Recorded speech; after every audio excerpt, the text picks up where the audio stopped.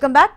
రాజమండ్రి రాజానగరంలో మంత్రి నారా లోకేష్ పర్యటిస్తున్నారు. పలు అభివృద్ధి కార్యక్రమాలను ప్రారంభించారు. ఆయన లోకేష్ కు స్వాగతం పలికేందుకు టీడీపీ నాయకులు, కార్యకర్తలు, మెడికల్ కాలేజ్ విద్యార్థులు పెద్ద ఎత్తున చేరుకున్నారు.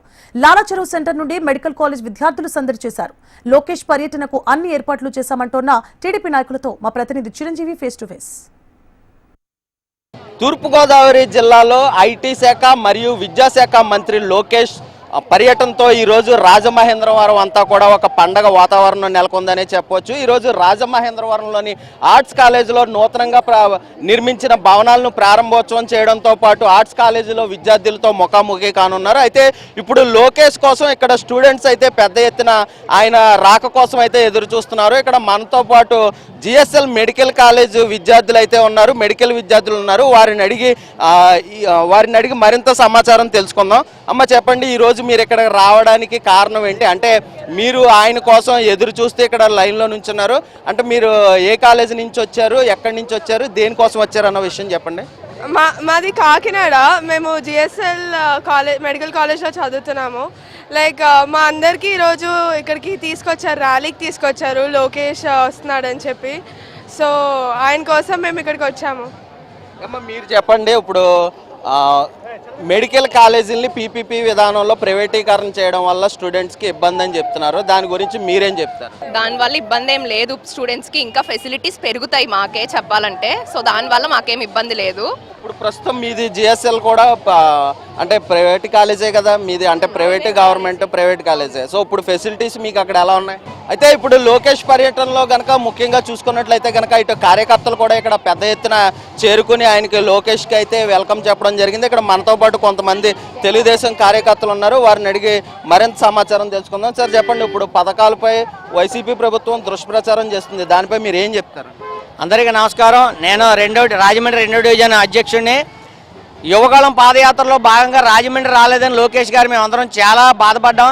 కానీ ఇవాళ అంతకు రెండింతలుగా రాజమండ్రిలో లోకేష్ గారి పర్యటనకి అందరం కూడా ఎంతో ఉత్సాహంగా అన్ని డివిజన్ల నుంచి కూడా కార్యకర్తలు అమోఘంగా హాజరయ్యి దానికి ఆయనకి స్వాగతం పలకడం జరిగింది. ముఖ్యంగా ఈ ప్రభుత్వం వచ్చిన తర్వాత సూపర్ 6 పథకాలన్నీ కూడా ఖచ్చితంగా అమలు చేశారు.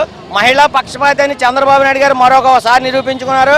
ఆ తల్లికి వందనం పథకం అయితేనేమి, ఉచిత బస్సు అయితేనేమి, అన్నీ కూడా మహిళలకి పక్షపాతిగా ఆయన ఇచ్చిన హామీలన్నీ నెరవేర్చారు. కాబట్టి ఇవాళ మహిళా లోకం ఘనంగా లోకేష్ గారికి ఎంత ఘన స్వాగతం. దగ్గర 2 గంటల నుంచి ఆయన రాక కోసం ఎదురు చూసి ఆయన చూడగానే జనం తప్పిపోయారు. అలాగే లోకేష్ గారు కూడా జనాలు అందరినీ పలకరించి బాగున్నారా అని అందరినీ పలకరించారు. రాజమండ్రి ప్రజానికి అందరూ చాలా సంతృప్తి చెందారు. మీరు చెప్పండి, ఇంకా ప్రభుత్వ పథకాలు ఇంకా ఏ అయితే బాగా ప్రజలకు ఉపయోగపడుతున్నాయి అనుకుంటున్నారు? తల్లికి వందనం కానీ, కుటుంబంలో ఎంతమంది సభ్యులు ఉన్నా, పిల్లలు ఎంతమంది ఉన్నా సరే వాళ్ళందరూ కూడా మన తెలుగుదేశం పార్టీ గవర్నమెంట్ మన నారా చంద్రబాబు నాయుడు గారు ఏదైతే సూపర్ 6 ఉందో పథకంలో, అదే పథకాన్ని గుర్తించి మరి తల్లికి వందన పథకాన్ని పిల్లలిద్దరు కూడా 15,000 రూపాయలు వేయడం జరుగుతుంది.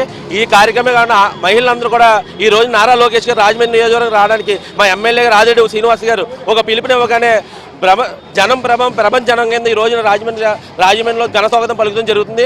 మరి ఇదే విధంగా మరి నారా లోకేష్ గారు, నారా చంద్రబాబు నాయకత్వంలో మా సిటీ ఎమ్మెల్యే ఆదిరెడ్డి వాసు గారు నాయకత్వంలో మేము అందరం కూడా చాలా బలపడుతున్నాం. మేము కార్యకర్తలుగా ఉండి ఈ రోజున నాయకులుగా తీర్చిదిద్దిన ఆదిరెడ్డి వాసు గారికి కానీ కృతజ్ఞతలు తెలుపుకుంటూ ఈ రోజు సిటీ వర్గంగా కానీ ప్రతి యువత కూడా ఈ రోజున మరి జనం అందరి ముందుకు వచ్చి నారా లోకేష్ గారికి జయప్రదం చేయడం జరిగింది.